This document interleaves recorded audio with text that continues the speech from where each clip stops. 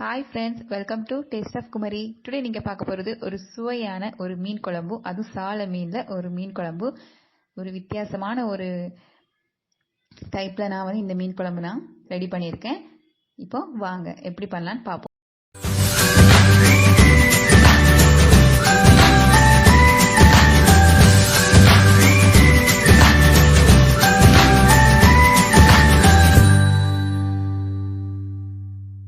இப்போ கடாய் வச்சாச்சு, அதில் ஆயில் ஊற்றியிருக்கேன். இதில் கடுகு கருவேப்பிலை ஆட் பண்ணிக்கிறேன். சின்ன வெங்காயம் ஆட் பண்ணிக்கிறேன். சின்ன வெங்காயம் தான் இந்த மீன் குழம்புக்கு நல்லா டேஸ்ட் கொடுக்கும். சின்ன வெங்காயம் ஜாஸ்தியாகவே ஆட் பண்ணிக்கோங்க. இதில் கொஞ்சமாக மஞ்சள் தூள் போட்டு நல்லா வதக்கிக்கோங்க. நல்லா வதங்கணும், அப்போ தான் அந்த கறிக்கு டேஸ்ட் இன்னும் கொடுக்கும். நல்லா டேஸ்ட்டாக இருக்கும் இந்த குழம்பு.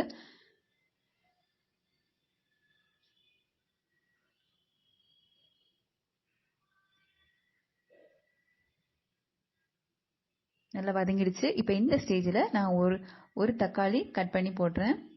தக்காளி போட்டு எல்லாமே சேர்ந்து நல்லா வதங்கணும். இப்போ ஒரு பச்சை மிளகாய் எடுத்திருக்கேன். இது காரம் இல்லாத பச்சை மிளகாய் தான்.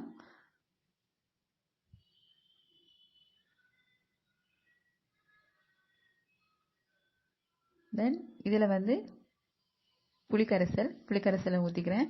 மாங்காய் இருந்துச்சுன்னா நீங்கள் மாங்காய் கட் பண்ணி போடலாம். நான் புளிக்கரைசல் இப்போ ஊற்றியாச்சு. இப்போ கட் பண்ணி வச்சிருக்க முருங்கைக்காய். இந்த ஊரில் நாங்கள் மீன் குழம்புக்கு ஜாஸ்தியாக நாங்கள் ஆட் பண்ணுறது முருங்கைக்காய் தான். முருங்கைக்காய் போடும்போது இன்னும் டேஸ்ட் நல்லா இருக்கும். இப்போ நான் முருங்கைக்காய் ஆட் பண்ணிக்கிறேன். அது முருங்கைக்காய் நல்லா வேகணும்.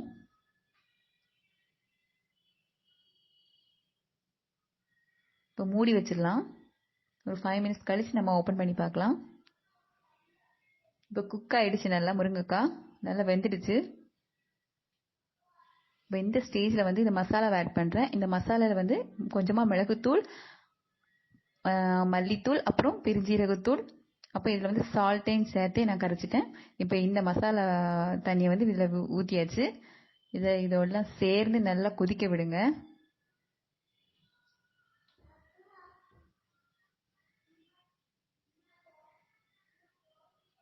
மசாலா நான் ஆட் பண்ணியிருக்கேன், உப்பு. இப்போ வாஷ் பண்ணி வச்சிருக்க இந்த சால மீனை வந்து போட்டுடலாம். மீனை போட்டு நீங்கள் நல்லா கிண்டிகிட்டே இருக்க வேண்டாம். மீன் வந்து முருங்கைக்காய் போட்டிருக்கனால நல்லா பொடிஞ்சிரும். அதனால் லைட்டாக நீங்கள் வந்து இது பண்ணி விட்டால் போதும். மீன் அந்த மசாலாலாம் நல்லா இறங்கணும். இப்போ கொஞ்சமாக தண்ணி ஆட் பண்ணிக்கிறேன். இப்போ இப்படி வச்சு நான் வந்து மூடுறேன். அப்போ நான் வந்து பொங்காது. ஒரு தடுப்பு மாதிரி வச்சுட்டு நீங்கள் க்ளோஸ் பண்ணிக்குவீங்க. இப்போ நல்லா குக் ஆகிடுச்சு. இப்போ இந்த ஸ்டேஜில் வந்து நான் வெறும் தேங்காவை அரைச்சி விழுதாக்கி இதில் வந்து ஊற்றுறேன். நல்லா கொதிக்க விடாதீங்க. தேங்காய் பால் ஆட் பண்ண பிறகு கொஞ்சமாக தண்ணி ஆட் பண்ணுறேன். லைட்டாக மிக்ஸ் பண்ணுங்க, இல்லை மீன் வந்து பொடிஞ்சிரும். இப்போ கொஞ்ச நேரம் வந்து நம்ம சிம்மில் வச்சுட்டு கொஞ்ச நேரம் க்ளோஸ் பண்ணி வச்சிடலாம்.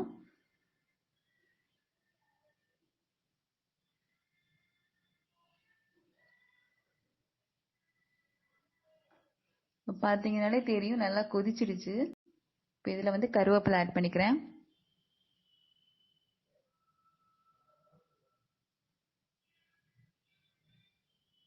நல்லா கொதிச்சாச்சு. இப்போ மீனெல்லாம் மேலே வந்து மிதக்கிற மாதிரி இருக்கும். இந்த ஸ்டேஜில் வந்து நம்ம ஆஃப் பண்ணிடலாம், ஸ்டவ் ஆஃப் பண்ணிடலாம். இப்போ ரெடி ஆகிடுச்சு, சுவையான சால மீன் குழம்பு ரெடி ஆகிடுச்சு. நீங்களும் வீட்டில் ட்ரை பண்ணி பார்த்துட்டு இந்த மீன் குழம்பு எப்படி இருந்துச்சுன்னு எனக்கு கமெண்டில் சொல்லுங்கள். மீண்டும் இன்னொரு ரெசிபியில் நான் உங்களை சந்திக்கிறேன். பாய்.